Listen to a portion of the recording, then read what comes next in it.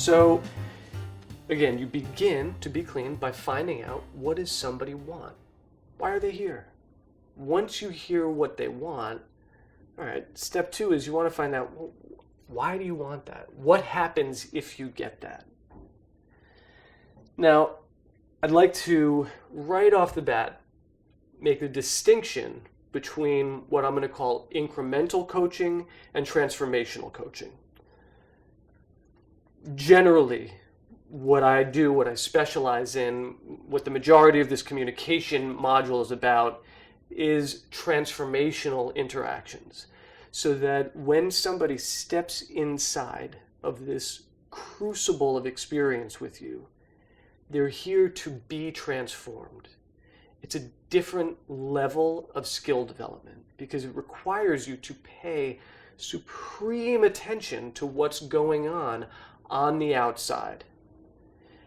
Incremental coaching is, you might be doing transformational coaching also, but if you have someone who's like, they're your coach for basketball, or they're your coach for lacrosse, they're doing a kind of incremental coaching. Even life coaching can be that, where someone comes in and they have a goal of losing 30 pounds.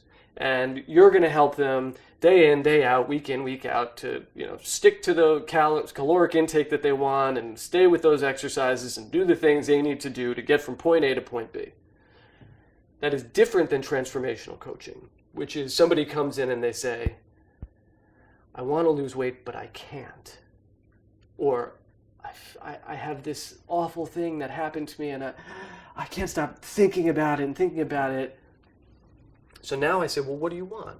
They say, I want to not feel like this. I said, well, if that wasn't, if you had what you wanted, what would that be? Right, so let's, we play the imagination game now, right?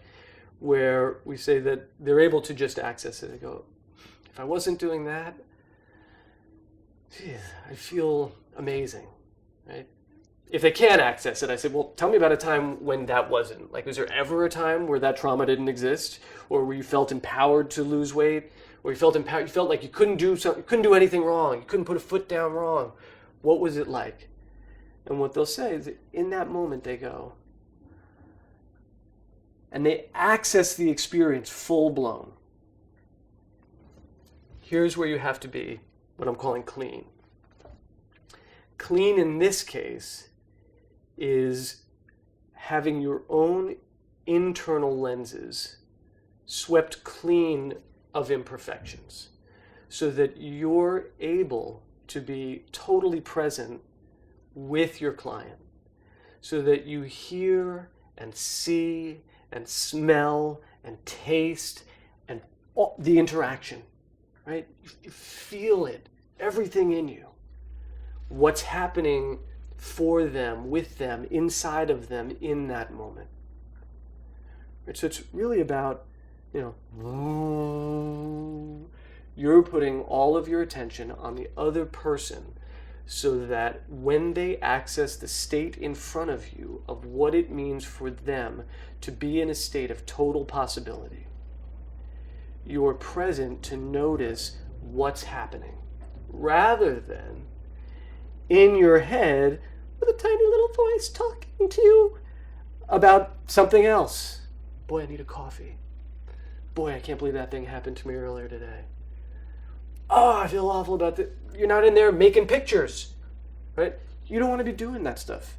When you're working with another person, it's about being entirely here now, present in every way to what's going on so you don't miss the critical things that are happening right in front of you, because that's where all the action is.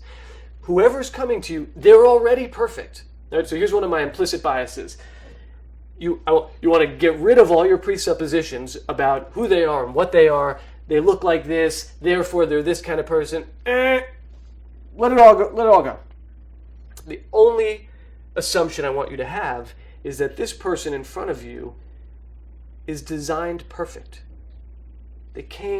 There's something at their essence which is unblemishable. And this is the thing that you're interacting with. There's a book about language It was one of the early NLP books, and they got a lot of it from working with Milton Erickson. And it's called The Structure of Magic. For me, that's what communication is. This is the structure of magic. It is the way to make magic and transformation happen for the people with whom you're interacting.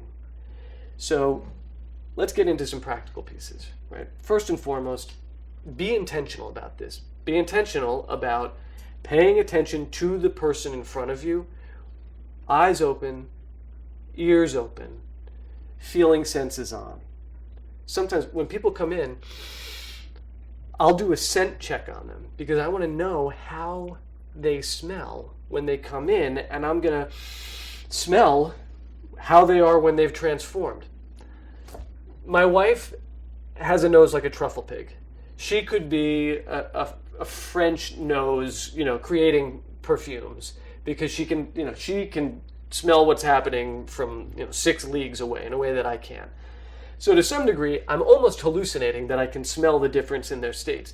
But through time, doing it over and over and over again, I've noticed that I can. I've noticed that people smell different. I don't mean smell like, ooh, their BO is different.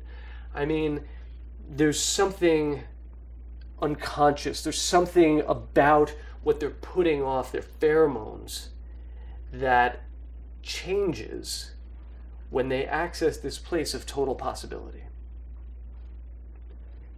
So go in with the intention of being clean and opening all of your senses and putting all of your attention on your client. Be totally immersed in this space because there is a mediated space between you and them, and it's incredibly profound when you step into it in a well-formed way and you bring this kind of presence. So these are some of the things that you absolutely have to start with. Intention, all your senses on, totally engaged with the person with whom you're interacting. Okay? Now, the next piece is notice what they're doing, how they're doing it. Okay, so if they come in and they have values and you don't agree with those values, again, not your call. But if their values are out of alignment with what it is that they're saying they want, that's an issue. That's where you get to step in and start to use your communication skills to pull apart their impoverished model of reality. And by impoverished, I just mean they've got things that are not meshing, right? So if someone comes in and they say, I really,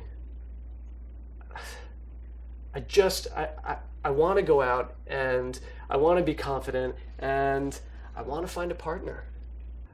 So I say to them, why do you want to find a partner? And they say something like, I grew up and I watched my parents and they were always fighting, and my best friend had parents and they were wildly in love.